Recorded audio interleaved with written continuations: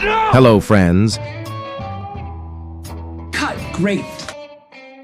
Better Call Saul appears as both a prequel and a sequel to Breaking Bad. Now, if the prequel part of this series had been made earlier, how much would the original storyline of Breaking Bad have changed? We believe Walter White's journey in creating a drug empire would have turned out quite differently. Goddamn right. First of all, we could not see this great man here at all. What for Hector Salamanca will be here? Why does he look like a vagabond? In Better Call Saul, we last saw him at Don Eladio's house. This is what he looked like then, and we're aware he resided in a nursing home. Later or earlier in Breaking Bad, we find him in the same nursing home. I am offering you an opportunity for revenge. So why did he come to this place? Was there a specific reason or need for his presence? However, no information about that was ever provided. We can imagine, when crafting this scene, the writers likely aimed for a character with an innocent appearance, akin to the Dilophosaurus from Jurassic Park, yet harboring a concealed danger.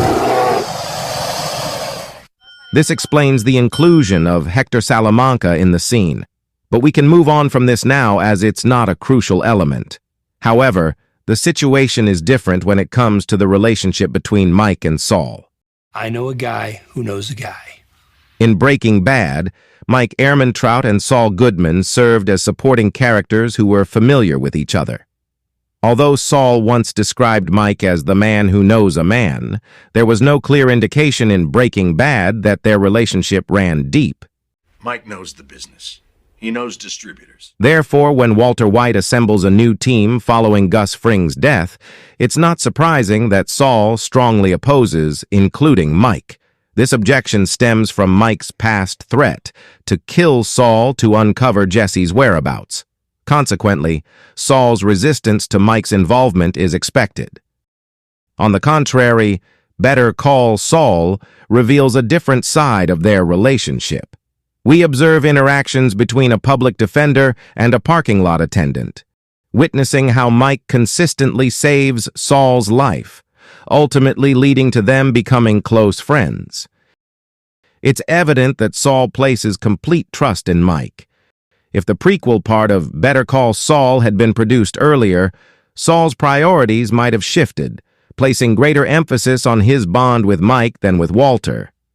In such a scenario, Mike might not have resorted to threatening Saul for Jesse's address, significantly altering a substantial portion of the Breaking Bad storyline. Don Eladio, mire nada más a quién tenemos aquí. Al mismísimo Gustavo Fring. More significantly, if Better Call Saul had been created earlier, would Gustavo Fring have appeared in Breaking Bad? Providing a definite answer to this question is impossible.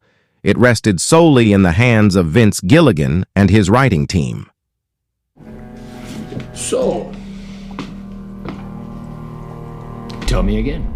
Personally, I believe that considering the way Lalo Salamanca outsmarted and trapped Gus Fring, it would have been nearly impossible for Gus to survive. A character like Lalo wouldn't have engaged in extensive conversation, providing Gus with an opportunity. He would likely have eliminated Gus much sooner. However, since Gus Fring is indeed in Breaking Bad, while Lalo is not, the writers had to address this incongruity by concluding Lalo's storyline. If Lalo had succeeded in taking out Gus, the Salamanca family would likely dominate the American territory. Consequently, I speculate that after the death of Tuco Salamanca, it would be Walter White facing off against Hector Salamanca or Lalo Salamanca, radically altering the trajectory of the Breaking Bad storyline. So, what do you think? Could Gus have survived if Better Call Saul happened earlier?